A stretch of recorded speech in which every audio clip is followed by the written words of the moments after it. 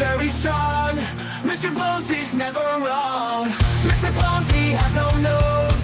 Mr. Bones, he has no clothes.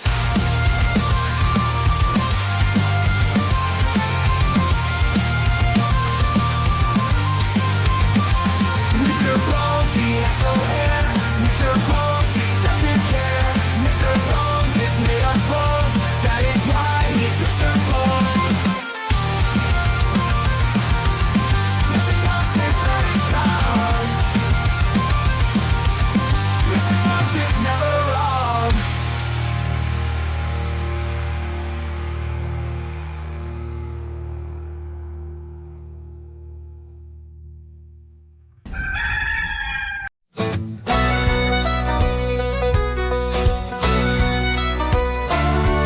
Got the flags on the tall, we are already packed. The family's decked out in garnet and black. Got meat on the menu, I smoke it real slow. Been on it since Thursday, now it's ready to go.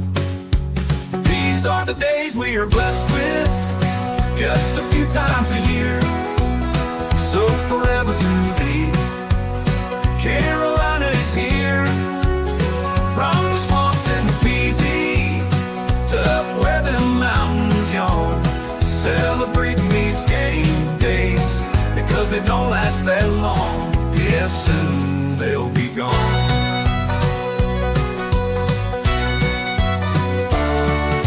The gathering started, a drink and a meal. The sons and the daddies are tossing the pill. These are the days we are blessed with, just a few times a year. So forever to thee, Carolina is here. From the swamps in the feed up where them mountains yawn, celebrating these game days because they don't last that long. Yeah, soon they'll be gone. It's Mad Dog and JC, you already know. So come on, let's go. It's the Carolina Football Tailgate Show. Tailgate Show.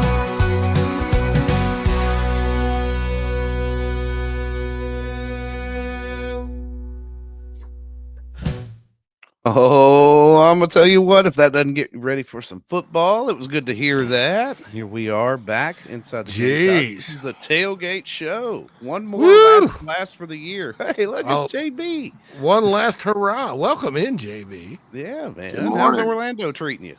It's good. Little overcast this morning, but the rain's going to hold off. The sun will be out, and they'll play football here in a few hours.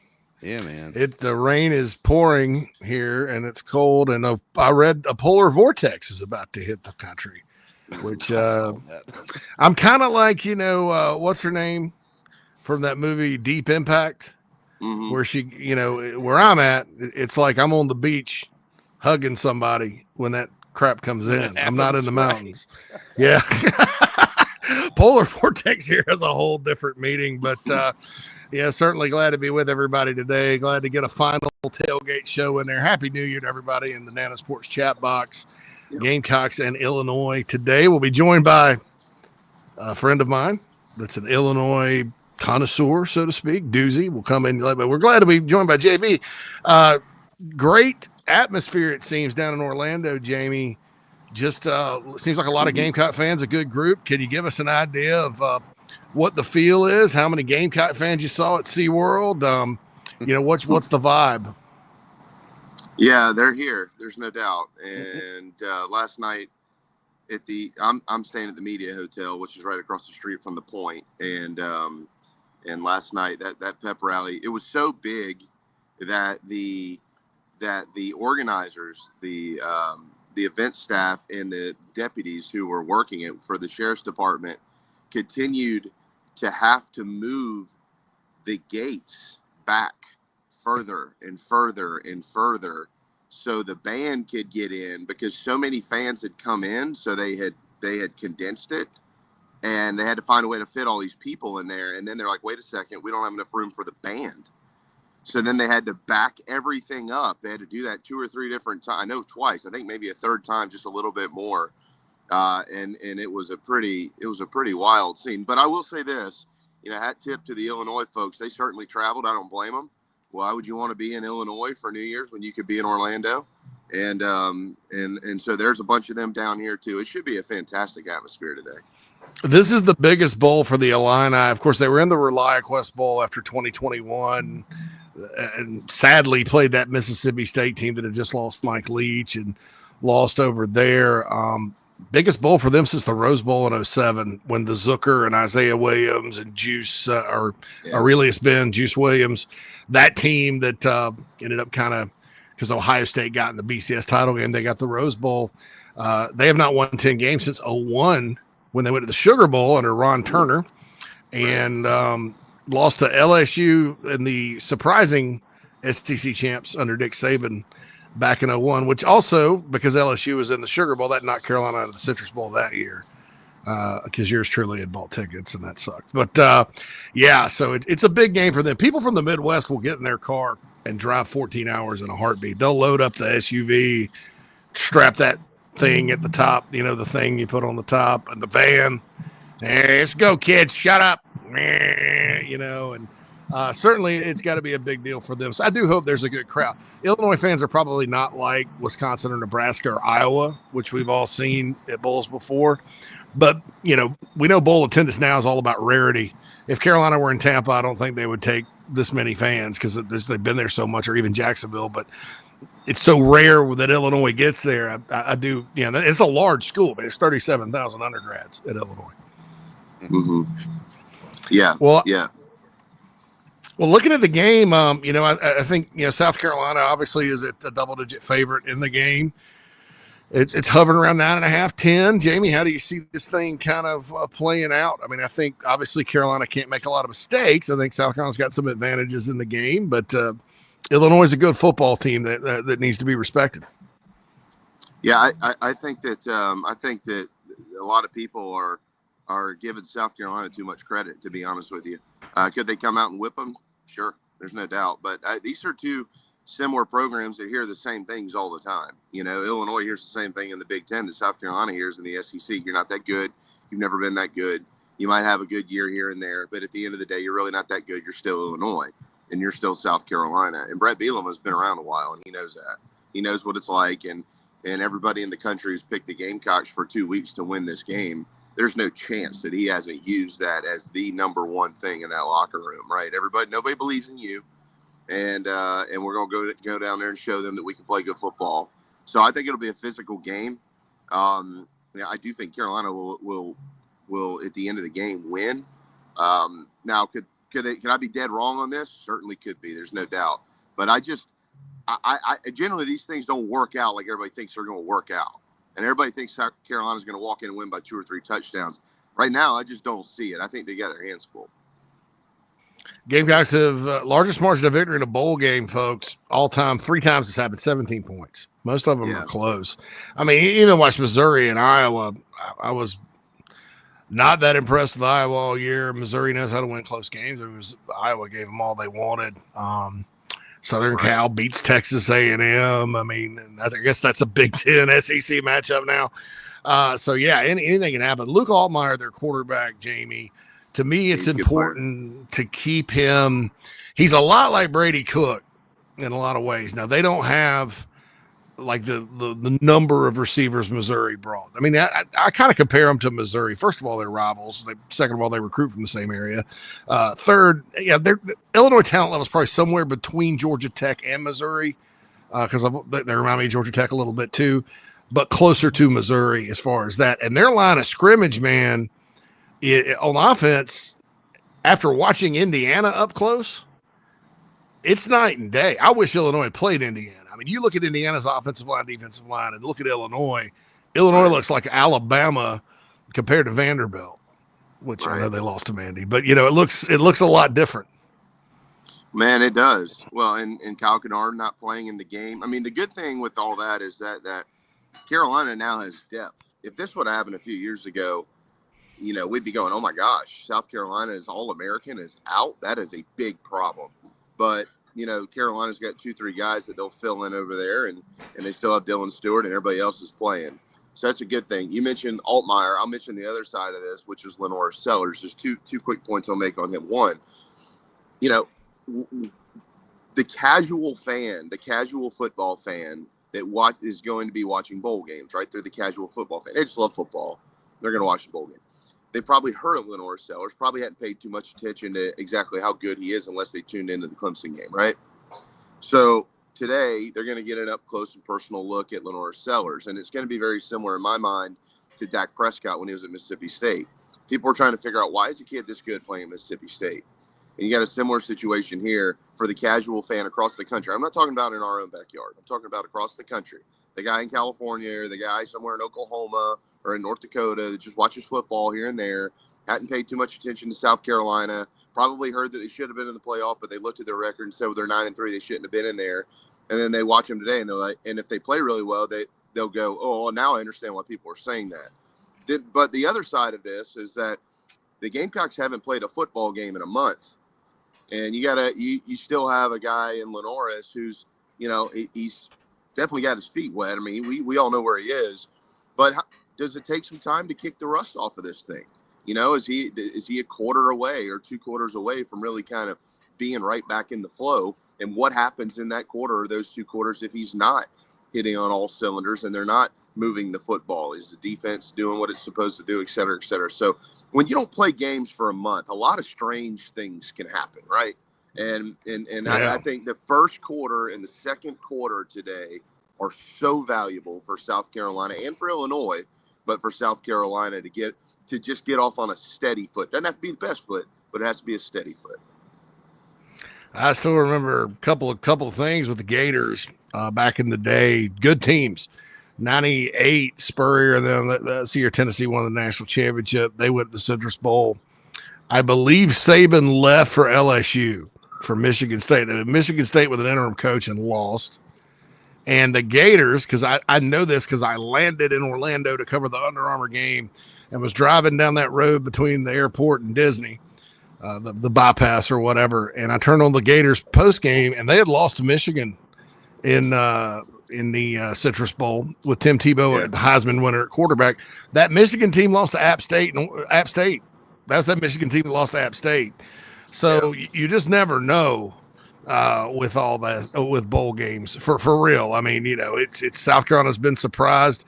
I mean, you're JB. I don't know if you know this. Carolina's beaten Ohio State twice, Michigan twice, Miami, Nebraska, Wisconsin, West Virginia, all top 40 all-time winning programs of bowl games. They've lost to Wake Forest, Indiana, UConn, South Florida. I mean, you just never know. And beat Miami. So beat Miami. Yeah. So I don't know what's happening. Well, give us Virginia. God, I forgot about Virginia. The Who's. Rightfully so. Yeah, I'm the JC bucket of cold water with that one.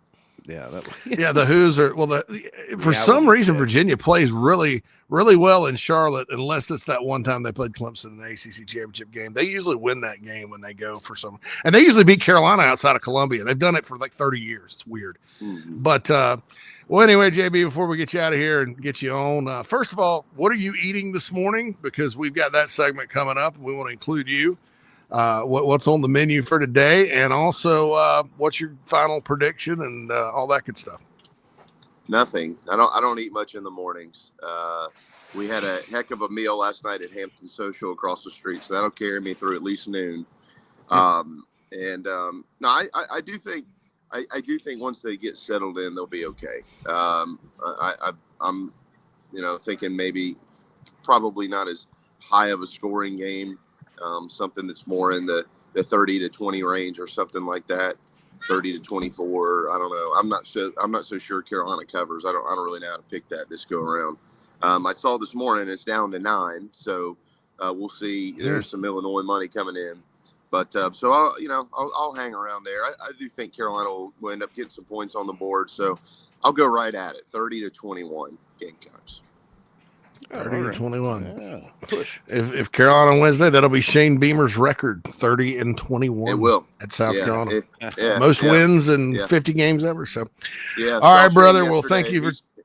He's fired up and ready to go. So he always is.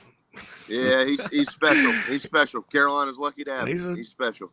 Yeah, no doubt. So, all right. Thanks, JB. You have a right, wonderful trip, and Yeah, man. Happy New Year to you, brother, and we'll see you on the other side. Yeah, we'll see everybody next Monday. That's right. On Inside the Game. Yeah, getting back to it. Yeah. All right, bro. All right. Happy New Thanks, Year. JB. See you, boys. All right. Yeah, man. All right. Yeah, let's go ahead and bring in Duzzy. He's down here ready to go, JC. Hell yeah. Yeah, let's go. All Hey, right, welcome on, gentlemen.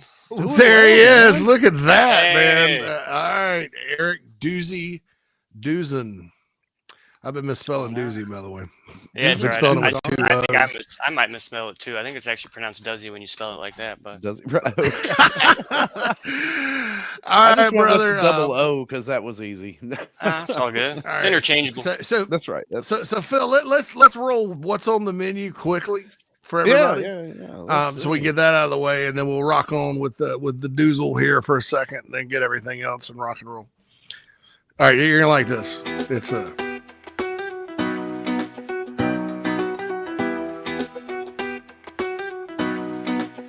Yo, your Gamecocks, what's on the menu? Tell us what you want put in you. It's time for a show and tally about what's going in your belly. What's on the menu? What? What's on the menu? Ah, yeah. Yeah, what's on the menu? Gamecocks. Gamecocks. What's on the menu?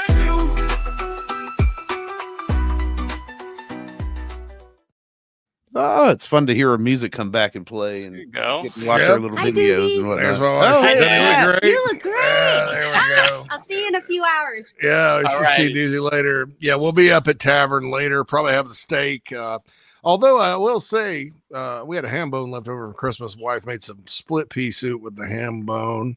But anyway, I know a lot of you are out there in freaking Orlando and stuff, so you may not have your normal game day menu, but we want to know. Ben says omelets for breakfast and Illini for lunch. Ooh. I mean, Ooh, who are you, that- Lewis? Or are you Andrew Jackson? I mean, geez. Anyway, that was a historical reference, but anyway, so Doozy, what do you like to eat? What's a normal? And I'm with you on a lot of Illini game days. What's a normal Illini game day meal look like? Illini game day. Central Illinois. You're gonna wake up. You gotta have a hearty breakfast. Okay, Midwest hearty breakfast. You're gonna have 2 over easy eggs, big sausage patty, and some hash browns. You're gonna follow that up with a Bloody Mary, and you're gonna go right into Michelob Ultras right after that. That's what they call kegs and eggs, Eggs ladies and and gentlemen. eggs. That's right. That's Kegs and eggs. That's how the Midwest does it. good. That's right. That's how they roll. Well, the new kickoffs. So Dizzy, you look at this game. You know, I looked first and foremost. I'll ask you kind of a big picture question because we put Indiana and Indy here at the house up on the big screen, and that's the first time I know we watched that Ohio State game on the little screen at the bar. That's the first time I've really seen them. Like, I mean, I'm getting blind, dude. Call me crazy. I look at Illinois' line of scrimmage versus Indiana's, and I think they're not only better but dramatically superior to them. Your thoughts on Illinois up front on both sides? Well, we're gonna miss out one of the guys, Zach Chrysler. He's opting out. I think he's hitting the transfer portal. JC Davis, though, big guy. He's definitely gonna be. I think he's gonna get drafted, maybe a top 5 rounds. But yeah, on the defensive line too, we're good. We're big. We got some transfers coming in, but I think that's where Belima knew what he was doing coming back to the Big Ten. He decided after 9 straight losing seasons as Illinois fans, that it was tough. He came in and he built it from the trenches. I mean, he started recruiting farm country boys from Central Illinois, some Indiana boys, and he's building them up from the offensive line, kind of how he built Wisconsin up, offensive line and D-line. And I'm okay with that. I don't need no fancy spread offense. I like to run the ball down the throat, and it keeps us keeps us competitive in a lot of games. So I think you're right with that aspect. I think Indiana has a lot more skill positions talent than Illinois, but Illinois up front in the trenches. I mean, look what we did against Michigan. Absolutely. That looking back, that's a pretty good win. I hate that Gamecock fans aren't going to get to look at Caden Fagan because you pointed him out to me, and that dude's a freak. I think he's got a big time, big time future. And you know, Pat Bryant opting out, obviously 54 catches, that's good. But Zachary Franklin, I was doing some research on this guy, and of course, I've watched him a lot this year. This dude has 4,000 career receiving yards. Yep. Talk about he and Altmaier and how they connect and all that good stuff. So I think Pat Bryant obviously has a little bit better chemistry with Altmaier, but Zachary Franklin catches everything, anything thrown his ways, and he's a really, really good route runner. I think he will transition okay to the NFL. I don't know if he'll be as high as a round draft pick as Pat Bryant. I think Pat Bryant has a little bit more better NFL skill set. The other guy to watch on the wide receiving core that's going to take Pat Bryant's spot this game is Colin Johnson, freshman. Okay, he's played a couple snaps, but he's got a lot of upside. I would keep an eye out for him this game. But Zachary Franklin, he's probably going to have 10 receptions, 120 yards for Illinois to win the game. So if he doesn't produce like that, I think it's going to be a long game for the Illinois. It's tough. Okay, so we do have an Illini fan here in the Nana Sports chat box. Keith Cummins says, as an Illini fan, tackling will be key. It's been a problem this year. You know, you look at Illinois defense, I think they're very scrappy. I mean, their teams are averaging 1.5 turnovers a game against the Illini defense. They do force turnovers. Probably not, I guess, 2022's defense, maybe. No, I don't know. I like Dennis. I like Dennis Briggs on the interior a lot, as the Florida State transfer is really playing his best football. But talk to us about the Illini defense and how you think they can contain Lenore Sellers and the Gamecocks today. Well, there's not too many people that have been able to contain Lenore Sellers, as you guys found out this year. That guy's like Clark Kent when he puts those glasses on in that helmet. So, but yeah, no, we got some decent up front. Gabe Yakus is the name I'm really going to be watching out for, linebacker. He has potential to go to the NFL next draft. But we got some good defensive linemen. I like our corners, our defensive back, and our safeties are actually pretty good. So I think that's going to be big. I know you guys got all your 6 starting wide receivers playing. Or not starting, but all your 6 top wide receivers coming in. So that's going to be huge. I think we're probably going to have to put 7 to 8 in the box to stop your guys' run game.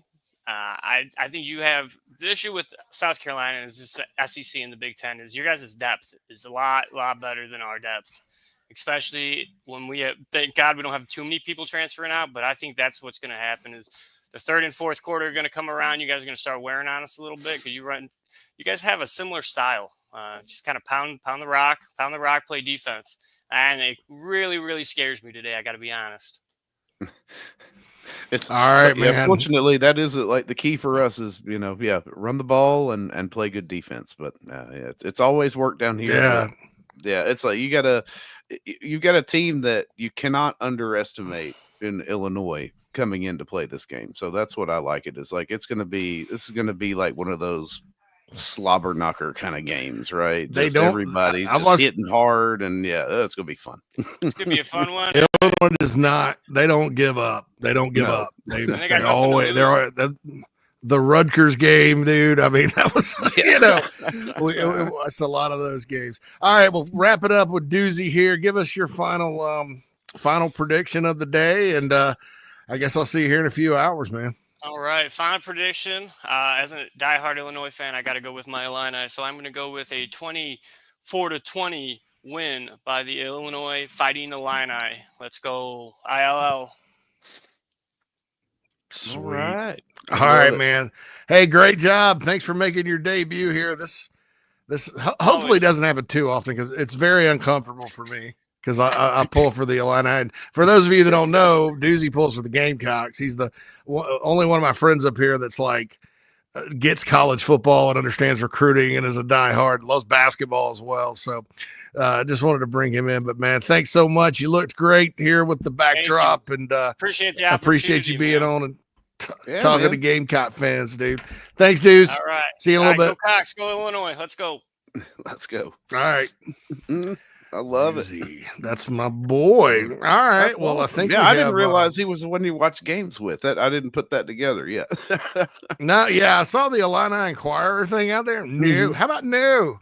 We have like real people on the tailgate show. We have like real, like man on the streets kind of guy. Man on the street. Yeah, that's my boy. Yeah, I thought he did a great job. You know, he's like, he had the background going and all that. Yeah, like, he's hold on. He knows so much more about. I mean, he's so much about Illinois, and I just thought it'd be kind of a nice touch here today to bring him in, and because he knows the 3 deep, he knows the players, he knows recruiting, and all that stuff. But that's my boy. That's my boy Duzzy, and Duzzy. I'll say this about him: he was happy that the Gamecocks LSU hit the over.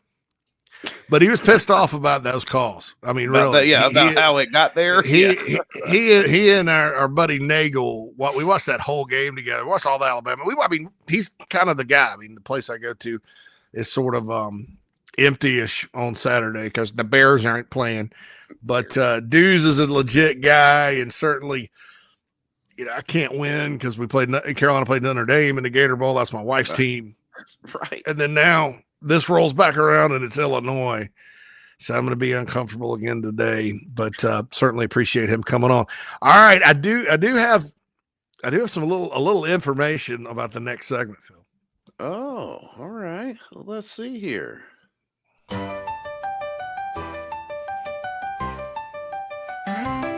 It's the highlight of our day before our cocks go out to play. What are we gonna wear? What are we gonna wear? Will it be garnet? Will it be black? Will it be both or a throwback? It doesn't matter, but they say you must look good when you go play. So what are we gonna wear today?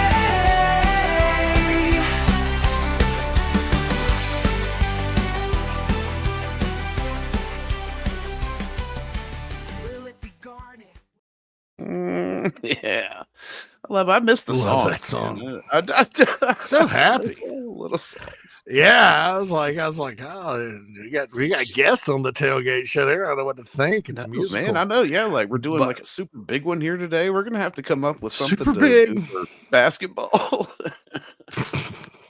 Man, I don't even want to talk about them. I know. Listen, I can't even talk they about won, them right now. Yes, but it's just I can't. Like it could have been a disaster. They flirted with disaster. I know.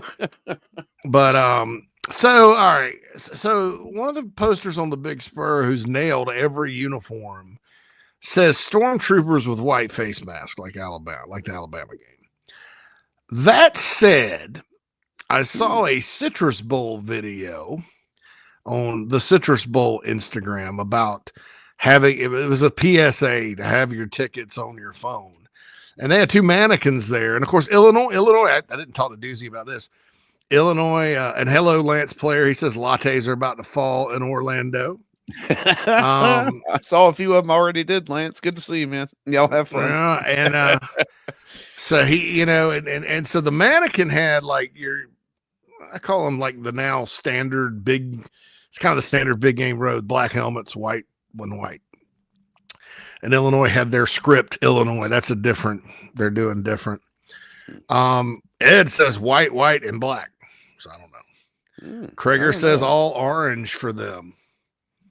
Ew.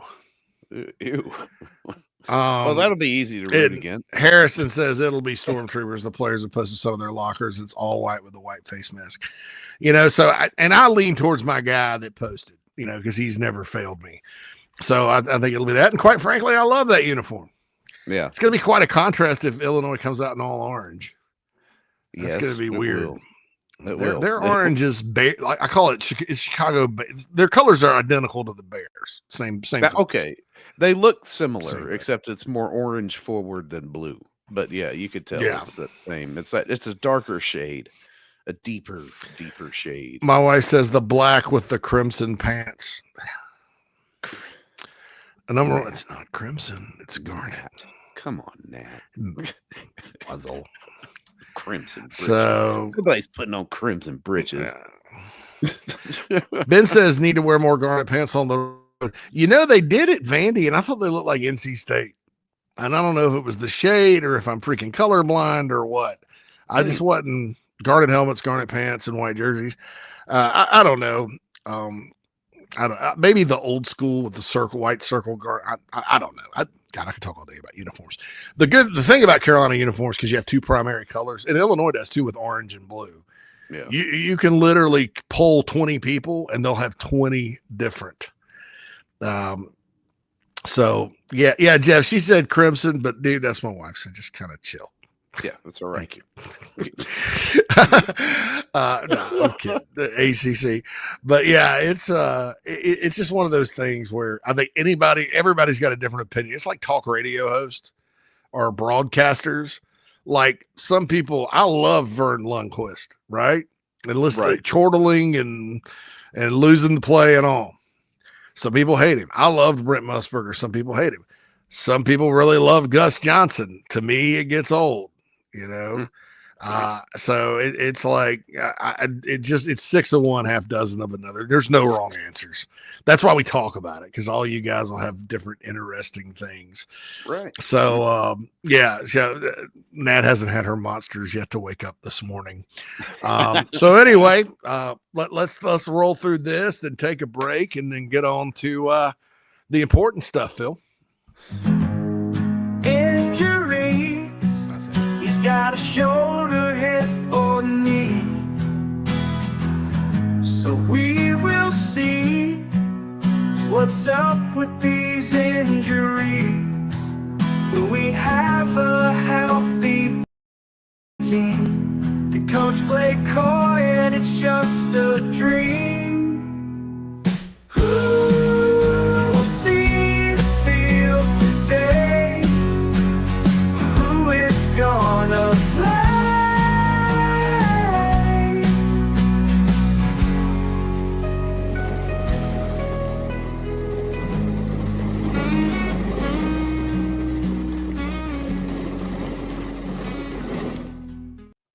My window outside almost looks like that. It's overcast and dreary.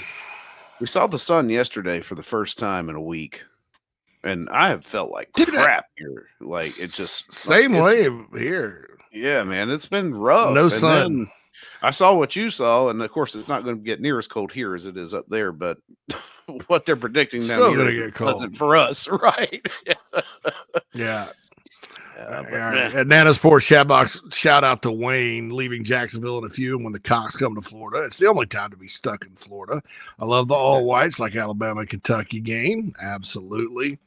J-Rock wants to see color on color uniforms, but garnet white today. Titan says can't go wrong with big game garnet. I get you. Like I said, no things. But then our boy Bruin Nation BBQ. Happy New Year, brother. Yeah, man. Celebrating a South Florence Bruins state title winning season, and his favorite player, Lenore Sellers, doing really, really well. He says the chicken cocks flowing today. Yeah, I got some that I'll probably be dipping into. I don't know. It's a balance today. It's New Year's Eve, right? So the expectation is we're going to stay up until midnight, but we will see. I have not one of those lasted. Daddies asleep on the sofa. I have not lasted. Last time I was up New Year's Eve midnight was the year Georgia played Ohio State. Right. I was up watching that game. Yeah, when Ohio State lost. Because it happened right when the ball dropped. Yep. Of course, that's 11 o'clock my time. So I even last year we were down for the wedding. I was hanging out with my friend Mike Johnson because everybody else was sick. Right. And we kind of looked at each other about 10 o'clock. And he's like, man, I just assume go back to the room and go to sleep. And then Nat was sick. And I was like, yeah, that in sickness and in health thing vow I took yesterday. I should probably go back. So I had a few beers and then Rock just got some to-go food and just fell asleep, dude. I was just like, so I'm getting old. So I got the kids, and they're all like, "We're gonna make it, and then they don't make it. they I gotta never wake make them it. up You, every time. you always eat something or drink ball. something, and Yeah. It's funny because it's actually 25 years ago. We celebrated New Year's Eve in Columbia. I missed that. I was not You there did. for that. You weren't However, that. That's right. I was not there for that. Although I know all the stories, and my goodness, there's a lot of stories we epic can't time repeat. that was. We can't repeat those here. It was the millennium, and I had a condo. I stayed when I was at Carolina. I stayed in this condo, a place on the green in 5 Points, great location. And everybody's going here and there, and everybody's worried the world's going to damn end. And so me and some friends just got together. Friends came down from Spartanburg, me and my roommate, and we just all hung out. My brother was there. It was a nice time. But I was thinking today that was 25 years ago. 25 years. I know it hit me today too. I was talking with my youngest, and I was like, "Yep, 24 on to 25." I'm like, 25. Wow. All right. Jeez. So a quarter of the way through the century. My goodness. That's just crazy. I did injury that, reports. That's funny. Today. Yeah, the lights off on the at 99. I was in a place that not just the lights, but like the television and entertainment center was connected to the switch. So when you flipped it, the whole damn living room went black. And of course, I was the smartass that flipped it at midnight that night. Like, oh God, that's it awesome. happened. By the way, if you're joining us from Orlando, this is from Steve Fink, as Jamie likes to call him, Coach Fink. And you like to follow along and listen to Todd and Tommy on the broadcast. 92.7 is the frequency inside Camping World Stadium today. It's 92.7 FM inside Camping World Stadium. If you forget that, it's on our X Twitter account at Gamecocks Show. I retweeted it so you can find it there. But injury-wise, Phil, obviously Brady Hunt's not going to play. He's doubtful. Anybody else? I wouldn't be surprised there's some surprise injury or two. Just throwing that out there. But nothing big. Okay. Nothing major. Joe says he loves the song. I like the song. Yeah, the songs, by the way, I write those songs. They're performed by ringers, the house band, we call it. House band. I don't even know who does it. So that's kind of it, because I can't write music. And I mean, and while I can win a karaoke contest with certain songs, you don't want to hear me sing most of this crap or most of this stuff. Jeff says the Rivers from 99 by Prince came out. I remember thinking 99, that will never get there. There's actually an underrated movie I love called by Catherine Bigelow, James Cameron, called Strange Days. And it's Ralph Fiennes, Juliette Lewis, Michael freaking Wincott, Angela Bassett is in it, Tom MF and Sizemore. Just because I celebrate those guys. Yeah. It's got some like artificial intelligence technology kind of warnings and stuff in it. Peter Gabriel did the soundtrack, so it's kind of like kind of weird and almost like the Heat soundtrack. Anyway, that was based New Year's Eve 1999. I watched that movie for the first time in 95, and it's always been one of my favorite movies. And I look back and I'm like, well, here we are in the future. So it's crazy. Ben says he wants Maurice Brown to score a touchdown. That's a lock.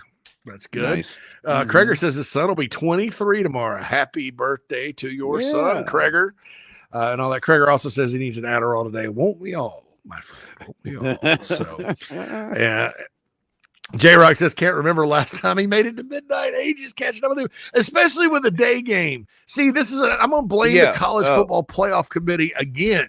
That's right. Again, because you put the Gamecocks in and they go to Happy Valley and beat them, right? Yes, they do. Then they're in the Fiesta Bowl playing Boise. And I'd probably have gone. Then I'd be out in Phoenix right now. Mm-hmm. So you'd be on whatever time they're on now. They're on Mountain half the time, Pacific half the time. And so the College Football Playoff Committee is responsible for me not making it to New Year's. Again. Ward Manual. Right. I'm going to call you out. Cam says Delvon Campbell career game incoming. I'd like to see it happen for him because, Cam, he's got a shot with a good game today to really get the attention of some NFL teams. I don't know that he's going to get a combine invite with his production and the fact that there's 1.3 million receivers in college football. but I think he'll have a great pro day. He'll run well. He'll do. I mean, undrafted free agent. Even the more you put on tape, the more it gets their attention. And he certainly had those 2 plays against Missouri, and then lit Wofford up. He's quiet against Clemson. Had some misfortune in that one, but I think it's good. And Happy New Year to you too, Cam, my man there. Billy just had his birthday. God, it sucks getting old. Me too, man. Yeah, man. Birthday was day after Christmas. Anniversary was yesterday, or I'm sorry, 2 days ago, or yesterday. Sorry, Jesus. Okay, yeah, it was yesterday, the 30th. Okay, And New Year's today, and I mean, it's a crazy week for me. Unfortunately, the wife had to go out of the country for a week on a whim and used up all her PTO, so she's actually off today, and that's good, but hasn't been off this whole week. I'm like, it just doesn't feel the same working all week, and that's what I've been doing. I got another. Right. For those of you that follow on YouTube, I've got another YouTube video coming up previewing the Donovan Murph announcement. And then I am taking my ass off the grid for 2 days. Yes. Yes. Take a break. Take a break. I'll be back around the second, or I put it on the big spread. I was like, you can expect me around the second or third-ish, depending on what happens with the Notre Dame watch party tomorrow night. Yeah. So thanks, Billy, on the anniversary. Over on Bam getting another year of eligibility. I tell you, Cam, those people in Indianapolis are such charlatans. Oh, and they still like to wave their little wand of power around. And there is a rule. If he gets it, great. If he doesn't, screw him. I mean, that's just that says more about what they are than anything else. But if I'm Bam and whoever else is out there wanting another year, I'm taking them to court. I'm like, if you're going to approve it for this guy, why can't you approve it for me? And have one more year since I went in, and then it'll eventually be like, okay, well, all people that went to JUCO, because that's what they're going to, if this lawsuit goes through, guys, that's eventually what they're going to do. Yeah, it'll set the precedent. JUCO will not. JUCO years not count. JUCO will not account against your eligibility. Dustin says, "Happy New Year to JC and Mad Dog. Love y'all show. We love you too, Justin. Yeah, we love you too, Justin. Wayne. Craig says Bam was 2019. Pavi was 2020. I understand that, but that's what they're going to try to fall back on. Their lawyer calls them out on it. I'm thinking in a court though, the argument is JUCO eligibility should not count against me at all. Right.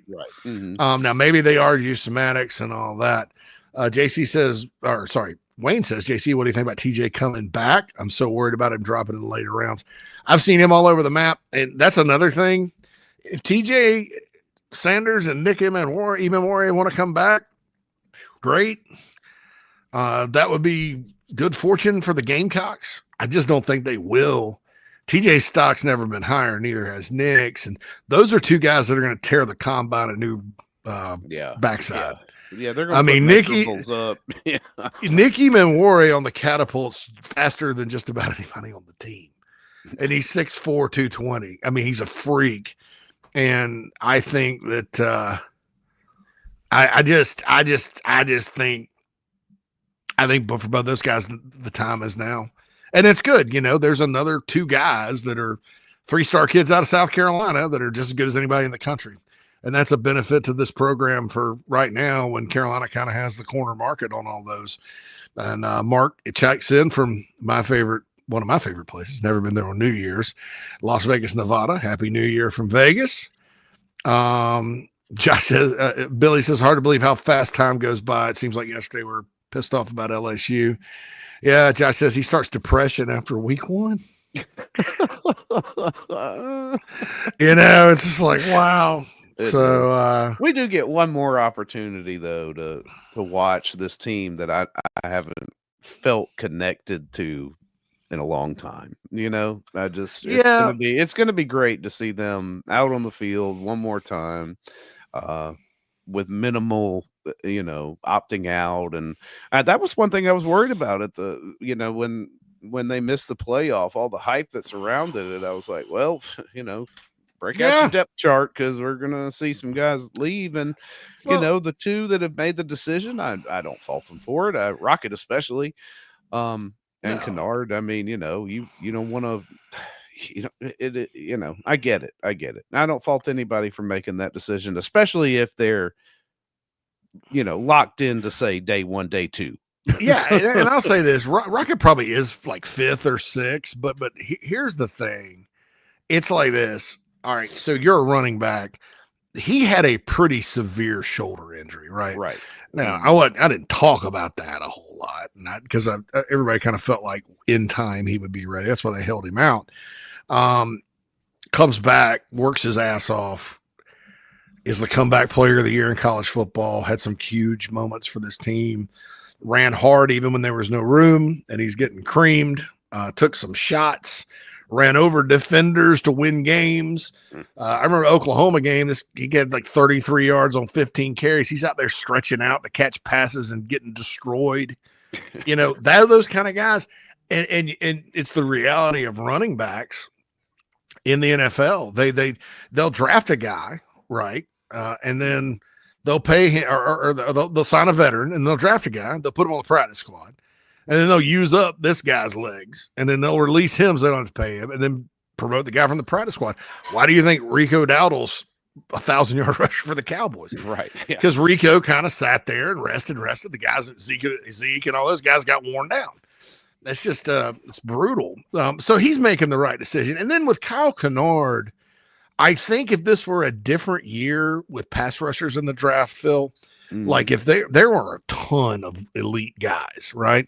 Now the NFL a few years ago, everybody needed pass rushers. They started drafting guys that weren't even that good in the first round. Right. I mean, that said, Kyle has a chance to be in the first round as a consensus All-American. It's big money, great signing bonus, life-changing. It's not a guarantee. So if he were to go out and get hurt in this game, that could potentially cost him millions of dollars. Mm-hmm. And it's just because, hey, you have a chance to be in the first round, good combine, all that, depending on the franchise. However, if you get hurt, it's over because there's too many good ones, right? Yeah. So I understand that too. So we'll those are the types of guys you understand. I didn't understand a couple of years ago, JJ Enigbare, who's a 5th rounder regardless. Right. Or Zach, I didn't understand Zach Pickens opted out, right? I think Pickens did opt out. Yeah, 3rd rounder regardless. Yeah. Mm-hmm. Zaquandre White opted out. He didn't get drafted. Right. Kevin Harris did get drafted. He played and rushed for 140 yards. I mean, so it's just kind of, but Craig's right. This team is fun to watch. I think there's a lot of, and this is why they won, dude. I mean, the not opting out thing doesn't surprise me because that's why they won. A lot of other teams, especially with like 38 new players, they start 3-3 and 1-3 and have 2 heart-wrenching losses like that. They're going to mail it in. Checked out. Yep. But that's why culture matters and all that good stuff. Gamecock fan ask, and then we'll get to the break. Do you think Shula calling plays from the sidelines a permanent thing? And do you have an opinion on where he should be? No, I don't. He's called plays for a million years. He knows more about it than I do. I don't think with a guy like that it's going to matter. Now, you want to go back to like Brian McClendon, for example, when he was dialing them up as a first-time play caller. Maybe there is a difference there. Maybe you need to put him where he can see a little better. But with Mike Shula, people ask me, where do you think he should call plays? Wherever the hell he wants to call plays. He's Mike Shula. I mean, he's done it. I mean, he knows himself better than everybody else. And then finally, Cam's like, how do you feel about Cam Moore's decision to sit out the second half? It's a bad look for college football, but, Mario Cristobal is his own worst enemy. He doesn't, he keeps everything top secret like it's a state secret. He could have announced it and nobody would have said a damn thing about it. But because that program underachieves, because it's gutless and heartless and they don't play defense and all this other shit, that's just another thing. Another reason why the U is not the U. It is, you literally could take the University of Miami now, because what University of Miami is an elitist, rich private school in Coral Gables, Florida. Their football team plays like it now. It's not what it used to be, and it's not coming back. And I love Mario as a coach. I always thought he was really good, but man, that's a mess. I mean, we talked about Texas having culture issues all these years. Miami's bad. Right. And that's just, like another like spitting in the face of what few fans they have. I'm not going to get into the Mike Morgan, the exterminator. Exterminators with the tattoo of Sebastian the Irish. Bruh. But I just thought that was I thought it was, do I blame? I don't necessarily blame Cam Ward if that was predetermined, but man, you just don't spring that on people. I mean, what strategy? You still lost your ass in the game, didn't you, Mario? What point did it start? Was this big surprise? Did you surprise Matt Campbell with this? Nah, Matt Campbell was like, well, good. He's not freaking playing. We have a shot. Right. Because they don't play defense anyway. No. Now, that was the weird part of the game, but I guess that whatever happened there got overshadowed by the live sacrifice of the Pop-Tarts and the resurrection. Yes, and that took a turn there. That was weird. I've been all in on the fun and festivities of the Pop-Tarts Bowl, and then I'm like, maybe we've taken it one step too far. You dipped a toe in, and let's not do that again next year. Did they hire the director for the Olympic pre-ceremonies to do that? Yes. I was like, they definitely hired the designer. A little creative flair there, I must say. Religious overtones with the Pop-Tarts. Yeah, that's right. So Josh goes, there was 49 points scored in less than 20 minutes of play in that damn game. Yeah, because and Iowa State, you know why they're not playing defense? It's a talent issue. They don't have. I mean, some years they just don't have dudes on one side of the ball, and that's how it is in Ames, Iowa.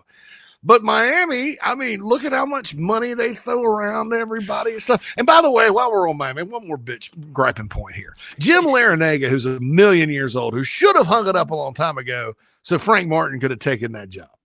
I always thought, like, why is Larinaga staying?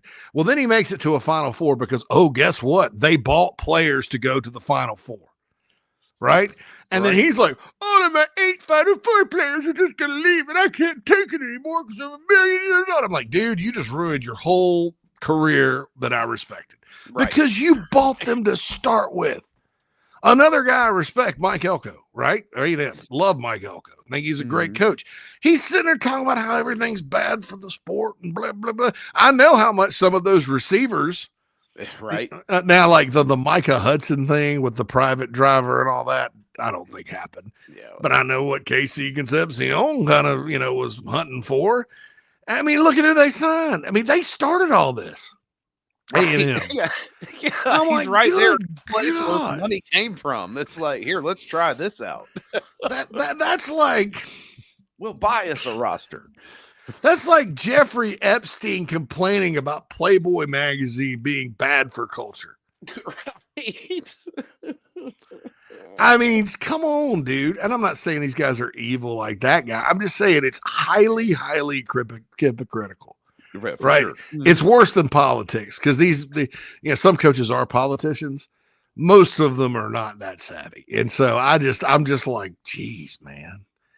It's always from the schools that are openly that are putting out the cheddar. Well, well, then you should have never left George Mason. You should have never bought that kid from Kansas State. You should have never allowed them to pay that kid that held you hostage that threatened to leave. And you took all those dudes and went to the Final Four. And then you're surprised when they're like, well, let's go someplace else we can make money. Yeah, right. Yeah, unless the money's gonna, keep flowing like it is, and then no. And then in football, dude, they love NIL down there. Yeah, that's a terrible combination.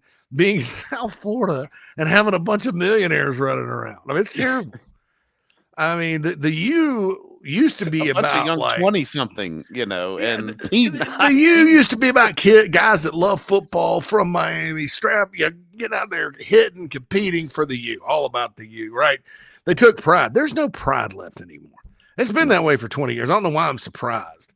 Anyway, this is not the Miami Tailgate show, and I apologize for getting off on that rant there. But the hypocrisy coming from the University of Miami surprises me. And the reason I'm a little testy about it is because I want them to be really good in football. I grew up with them being good in football. Yeah. Of course, Carolina's got them on the schedule in a couple of years, so maybe that's a good thing. All right, we got to get to our one break, and then we'll be back to kind of wrap it all up. Our last tailgate show of the year. And I don't know why I all of a sudden sound like Paul Giamatti here, Phil, but it's our last tailgate show of the year. Morning, Carl. Usual? Yeah. Your oldest was in here the other day. Said the two of you took a trip down to my neck of the woods. How'd that go? You might as well give me one of those Carolina cars while you're at it. I knew I liked that one. Yeah. There you go, my friend. Thanks. Hey, Carl. Congratulations. See you tomorrow, ready? You bet.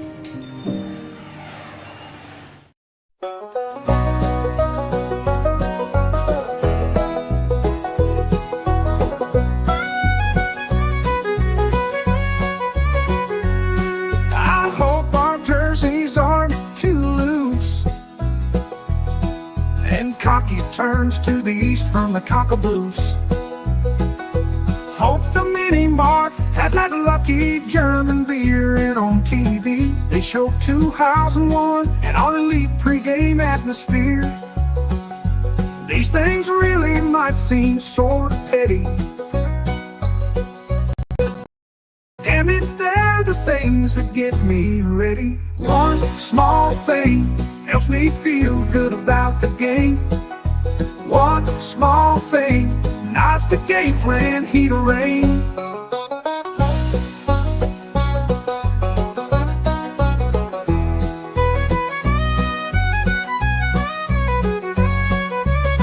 I have to go and wash my lucky socks before I can feel good about the Cocks. One small thing helps me feel good about the game. One small thing, not the game plan, heat or rain.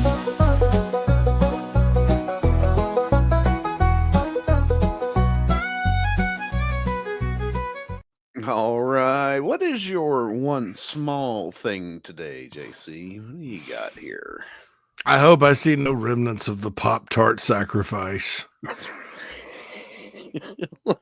A race. I would consider that very yeah. bad luck. just because it's like I know that some fans that go to bowls are just from Orlando and they're just like go to watch bowls. So if I see somebody with a Pop-Tart shirt on or a Pop-Tart hand puppet, a Pop-Tart hand puppet. Hello. I'm here for the live sacrifice and resurrection. Give myself up for you, for your consumption and enjoyment. Good God. Yeah, no Pop-Tarts today. That's my one small thing. That's we're of a like mind. I was like, they played the Pop-Tart Bowl here at Camping World Stadium, because that's how we say it here. Every time you see it on the side of the road, it's like Camping World. But I was like, I just don't want to hear the words Pop-Tarts Bowl during the Citrus Bowl. That was my thing. I was like, I hope they don't bring it up, just leave it alone. It's over. We all saw what happened. It's turned into, this cult-like following. They've done a hell of a job. I mean, maybe the best marketing for any bowl game in recent memory for sure. Yeah. But they took a page from today is Cheez-Its. It's not Pop-Tarts. The Mayo Bowl. I thought the Mayo Bowl could really not be topped for a while, but yeah, I think they kind of stole. Who does Pop-Tarts? Nabisco or I would imagine the same company that does Cheez-Its does Pop-Tarts. Oh, that's probably, let's see, who owns it's probably the same company, but anyway, I think they stole something from Duke's mayonnaise, because there's only so far you can go with mayonnaise. You can personify the jar, you can dump it on people's head, but there's no live sacrifice. Yeah, I mean, there's no resurrection.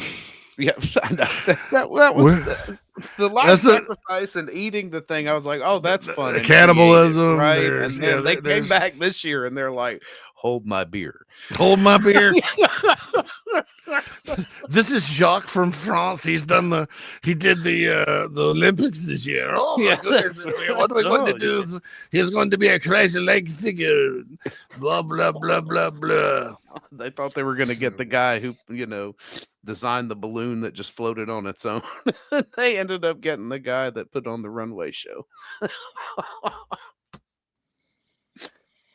Yeah, so that's my one small thing today. No Pop-Tarts, no life sacrifice. I mean, could you imagine resurrecting mayonnaise? It'd be like that movie The Blob. You can't really. There's no real way, I guess, to personify mayonnaise. Well, they have a jar mascot, but what are you going to do? Shatter the jar itself, or what do you? I don't know.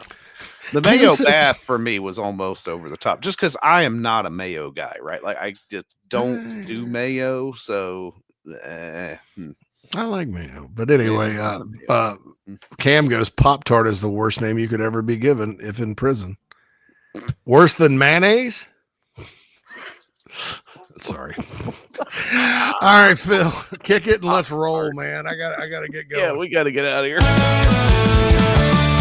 It's time, get real, JC, and Phil. One big thing about today's Carolina kid. One big thing, some of them are all the same.